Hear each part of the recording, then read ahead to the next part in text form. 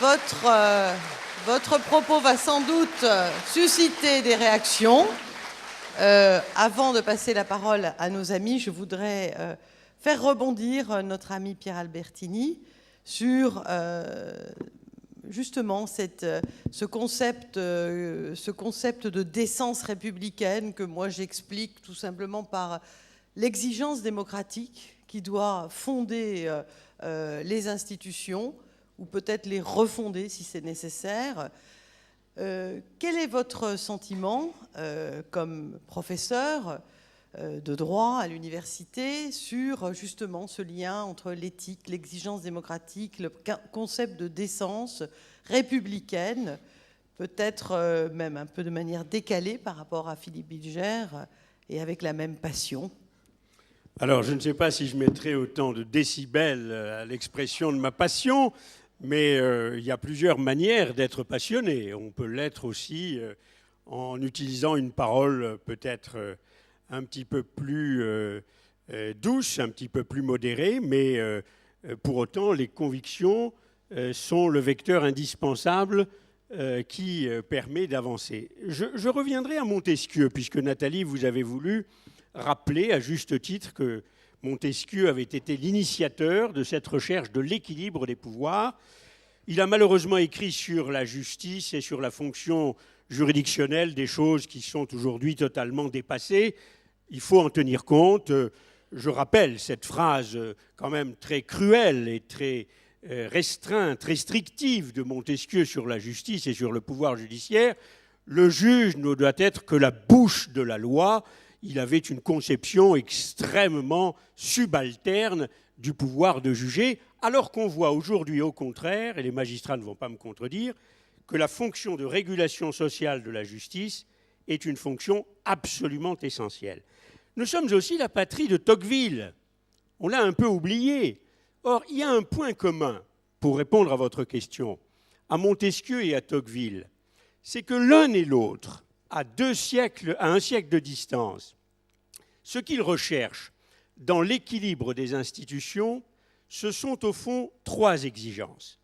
La première exigence, c'est la clarté. Il faut savoir, c'est un minimum, qui fait quoi. Il faut que les décisions soient transparentes. Il faut que les auteurs des décisions en assument la responsabilité. Bien des systèmes politiques sont à cet égard opaques et on ne parvient pas à dire, dans le secret des cabinets ou dans d'autres lieux d'influence, qui est l'auteur de la décision. La clarté, c'est indispensable aux citoyens. La deuxième exigence, c'est évidemment l'efficacité. Il faut que les institutions soient telles qu'elles permettent à la fois l'expression des courants politiques et une conduite des peuples.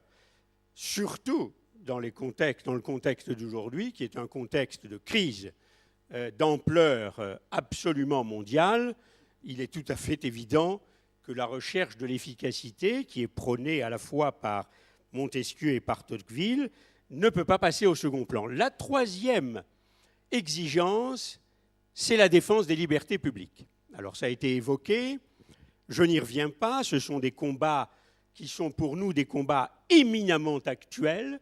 La France n'est pas la patrie des libertés comme elle veut le faire croire, elle a proclamé des libertés, elle a eu cette audace en 1789 de s'adresser au monde en proclamant des libertés.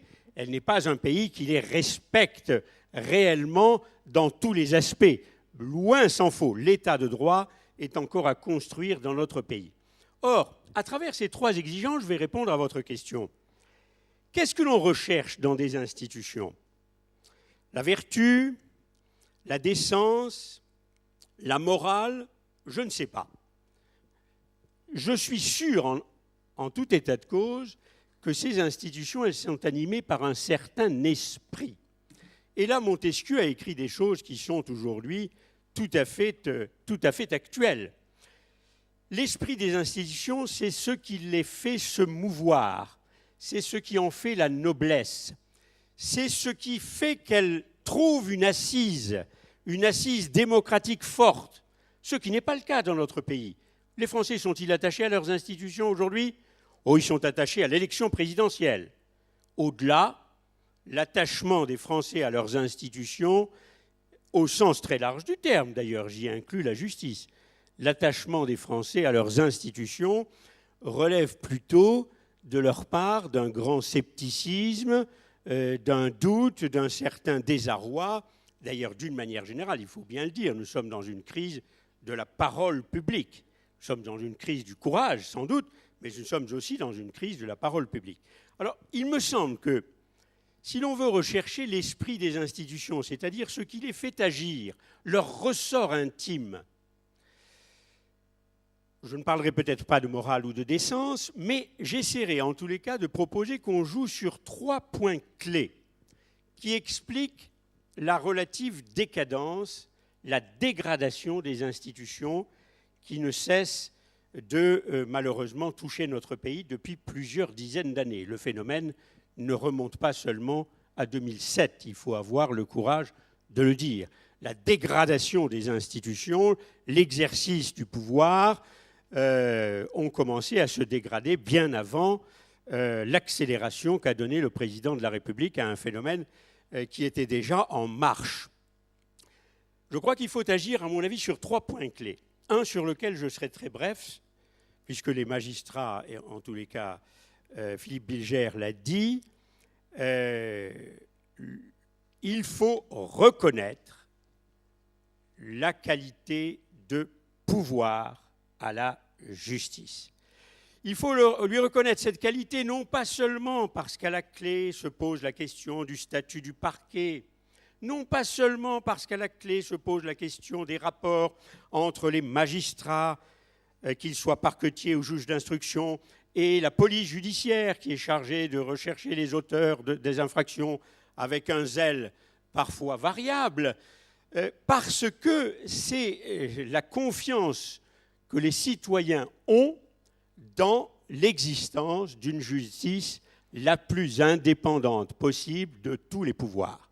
Et de tous les pouvoirs, pas seulement du pouvoir gouvernemental, pas seulement du pouvoir parlementaire, mais aussi de celui des médias, mais aussi des puissances d'argent. Et c'est vers cela qu'il faut tendre. Reconnaître aujourd'hui que la justice est un pouvoir, c'est un changement de culture très profond dans notre pays, mais c'est absolument nécessaire. Je ne voudrais pas revenir sur l'épisode de l'affaire de DSK, mais on a vu quand même, il y a quelques leçons qu'on peut tirer sur le comportement de la justice.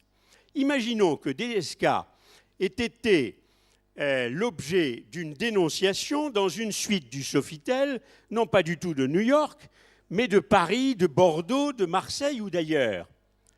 Vous croyez que le fonctionnement même de la police et de la justice aurait été semblable? Alors bien sûr, on a regretté qu'il soit menotté, on a regretté ces actes un peu publics, une justice médiatisée qui est organisée comme ça aux États-Unis. Mais enfin, l'enclenchement même d'une accusation, tout ça s'est fait devant l'opinion publique. En France, évidemment, je n'ose pas dire ce qui se serait passé, très différent de ce qui s'est passé naturellement à New York. Deuxième point clé pour moi, c'est une loi électorale qui soit une loi plus juste. Il est inutile de modifier la Constitution. Il est inutile de fonder même une 6e République. D'ailleurs, nous en avons eu déjà 15 de républiques dans notre pays. Nous avons le ruban bleu du nombre des constitutions. A-t-on pour autant trouvé l'équilibre? A-t-on satisfait le citoyen? A-t-on trouvé cette clarté, cette efficacité, cette protection des libertés publiques que nous envions parfois chez nos propres voisins immédiats? En revanche, une loi électorale qui fasse coexister le scrutin uninominal majoritaire dans 300 ou 350 circonscriptions et à côté de lui 100, 150, 180, 200 peut-être députés élus à la représentation proportionnelle, voilà qui va redonner au Parlement son pouvoir. Inutile de réviser la Constitution. D'ailleurs, Sarkozy, qui est assez habile, l'a fait. Il a fait en 2008 une révision de la Constitution d'une ampleur sans précédent. on a modifié près de la moitié des articles du texte constitutionnel. Près de la moitié. Même le général de Gaulle, qui avait pris quelques libertés avec la procédure de révision de la Constitution, n'avait pas osé en faire autant. Est-ce que les choses ont changé? Est-ce que le Parlement a été revalorisé? Est-ce que l'équilibre des pouvoirs a été établi? Non, la seule avancée, elle est de taille, mais l'idée ne venait pas de Nicolas Sarkozy, c'est évidemment l'extension du contrôle de constitutionnalité des lois. C'est la question prioritaire de constitutionnalité qui est devenue d'ailleurs, en matière de garde à vue comme en matière de bien d'autres libertés publiques, l'activité essentielle du Conseil constitutionnel. Et puis le troisième point, il n'y aura pas de résultat tangible dans la réforme institutionnelle tant que le cumul des mandats sera pratiqué. Le cumul des mandats, c'est la culture de la soumission. Je peux en parler avec une certaine expérience. J'ai été député pendant 3 mandats et j'ai été maire pendant 28 ans. J'en ai profité, évidemment. Mais je vois bien tous les inconvénients et tous les caractères pervers de ce système. Le cumul des mandats n'a jamais été aussi poussé qu'actuellement depuis la Constitution de 1958. Jamais aussi poussé, et à l'Assemblée nationale et au Sénat.